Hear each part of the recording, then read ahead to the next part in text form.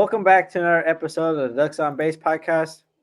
The season review series is coming to an end, and we're going to talk about our last few players that are expected to return in 2026. Fox, do you want to start us off? All right, so we're gonna start off with Jackson Jordan. Jackson Jordan, there's a potential that he returns this year. I think it's probably likely that he does come back. Um, he is a a transfer from Moore Park College and came in 2024. He was injured most of that season. He did have some appearances at the end of the season, however. Um, Then he came back in 2025, had an overall decent year, I would say. He had a 2.92 ERA in 14 innings, in 14 games, and where he pitched 12 and a third innings. He had 16 strikeouts to 5 walks, had a whip of 0.892. Um, he gave up only one homer and 4 earned runs over the year. So overall, he had a good appearance. Didn't play much at the end of the year as they kind of shortened the bullpen down as they tended to do. Um, but overall, I think he has a shot of being another solid contributor. Depends on how the rest of the bullpen shapes out, and there's definitely some roles that he could fill in. Yeah. Big part of both 2024 and the 2025 team. Mostly, 2024, he was, I felt like he was expected to have a big role, but I think with the injuries he was dealing with all year, kind of moved him down the pecking order, unfortunately. But we saw what he's able to do in 2025. He came out of the bullpen 14 times in 2025. I think a lot of his work was, I feel like, would you categorize that as high leverage? I feel like it was a lot of like Yeah, medium to high leverage yeah. He situations. he was at the start of the year. He had a lot of appearances. He like started off with Rhode Island, then Columbia, then had a few uh had a few weeks off. Um, then he played against Grand Canyon, Minnesota, Rutgers, and had like basically had um three appearances like straight. Then he played at Oregon State, uh, and then St. Mary's in Washington, and that was kind of it. Um, I think they kind of really, after that big struggle in the center of the year, they kind of like really just used Cole Stokes, Garcia, and Twist basically kind of just to pray at the end of the year with Umlaut and Ryan Featherston also a little bit.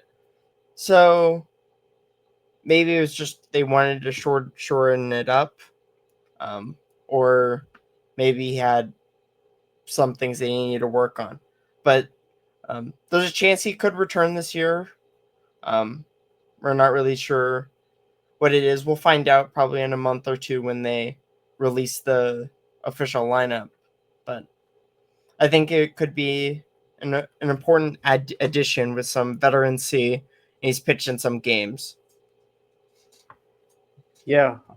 With like I feel like a lot of what I was saying is gonna be like, oh, the veteran experience of the bullpen is all gone. Whether it's the bullpen or whether it's through the draft or um, the portal or just graduation. The bullpen is obviously many Oregon fans' sticking point over the last few seasons, considering how each season has ended. If Jackson Jordan does indeed come back for another year, um, his experience in the Oregon program uh, will will carry some weight in the bullpen. So hopefully he is able to come back, um, and we'll see where his role lies going into next year. Yeah, I mean the stats are much improved. Um, I mean he got doubled the amount of games played and uh, like basically like uh, like 1/5 to ZRA from 10 to 2.9. Um, maybe it's against like lower competition, maybe you could say, but I think it looks good. And if he comes back another year, there's definitely a shot that he could maybe expand on it. And you always need people to like fill out these innings, and you could see that with like especially in the MLB postseason right now, where it's like the teams that tax their bullpens like early on in the year, they got great production out of them for the first half of the year. Second half, they basically are completely like dead, and they can't like strike people out. Yeah. And that's basically, I think, you need people to take on the innings, even if they might struggle once or twice throughout the year and cause you to have some losses. I think it's better to have these guys in there able to take up these innings and keep the important players fresh throughout the entire season. Yeah. There's always a lot of innings to eat, whether it's because a starter went short in his outing, or um, injuries, or vacant roles. There's always going to be innings to fill. I think with a veteran guy like Jaxon Jordan, if he is able to step up and fill any void that comes from the departures of guys like Seth Maddox, Cole Stokes, Santiago Garcia, um, going into next year would be a key. I think the bullpen as a whole will be a key factor in determining the success of Oregon in 2026. All right, you have anything else you want to add? That is all for me. All right, well, our next episode is going to be on Sam Boyle, so be sure to look at that and make sure to follow us on Instagram, Twitter, and follow and subscribe to the podcasts on Spotify and YouTube. Thanks, Perfect. guys. And yep, we'll see you guys back for next episode. Welcome back to another episode of the Ducks on Base podcast. We wind down the season review series with the last few episodes. In this episode, we'll be talking about Sam Boyle, a left-handed pitcher who transferred in from the University of Washington. Fox, you want to start off this discussion? All right, Sam Boyle. He came in. He had 6 1/3 innings. On 9 appearances. Um, he struggled a little bit throughout the year, um, giving up 4.26. Um, primarily, the issue was largely his strikeout numbers, um, where he only struck out 3, walked 3, gave up 4 hits, and gave up 3 earned runs. Um, overall, I think he had an okay season. He didn't really get a lot of appearances to show like his medal. Um, he did enter the transfer portal at the end of the season, but he hasn't announced a location. So there is like a slight, like a small potential chance that he could come back, which is why we're discussing him. And I think maybe he has a place in the bullpen, like a similar role to last year, and maybe he could improve some things with the new pitching staff that's coming in. Yeah.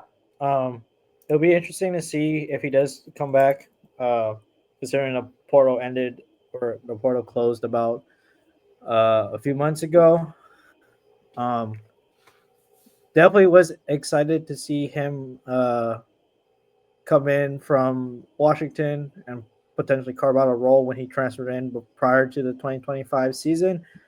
But unfortunately, he did not pitch make that many appearances. Was probably low on the pecking order for a variety of reasons that we may not know about.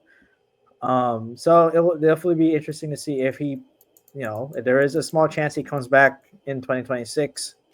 It'll be interesting to see if he can find that niche that carves him a role in this bullpen next year. Yeah, I think the the primary, I think maybe it could just be because he, like, if you're reading to his previous spots um, at Washington, when he was at Washington, he had some good appearances uh,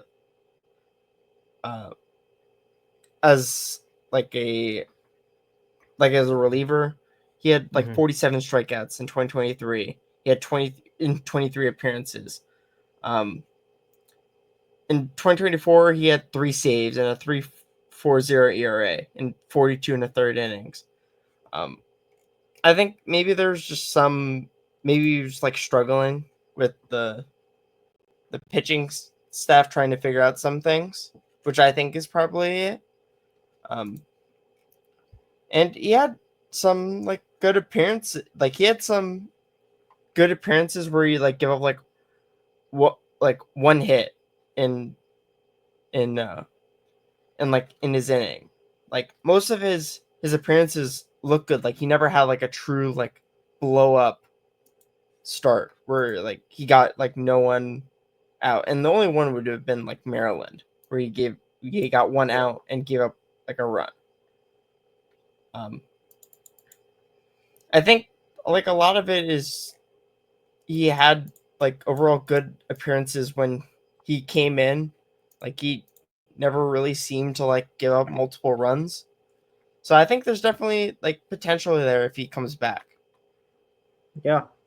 It'll definitely. I think another factor to um that changes the equation is the switch from pitching a switch of pitching coaches from Blake Hawksworth to Matt Floor, the pitching coach we got in from San Diego. So it'll be interesting to see where his role would have lied. Maybe he got word that he wouldn't have a significant role into next year, so he decided to just transfer instead. Um, but obviously, we don't know the intricacies of what was going on, so it is purely speculation on our end. Yeah, but I think like kind of like closing this out. I think there's the if he does come back, he'll have some good spot um, as being a left-handed pitcher. Like Oregon definitely needs some support there.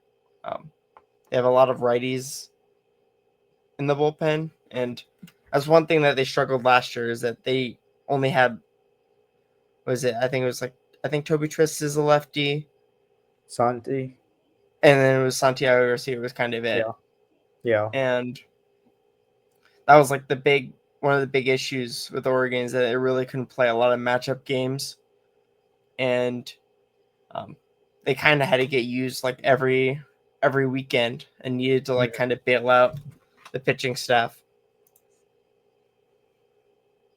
yeah. So I think if he does come back and learn another lefty to balance out the bullpen a little bit, where we can play matchups a little better, especially in late game situations.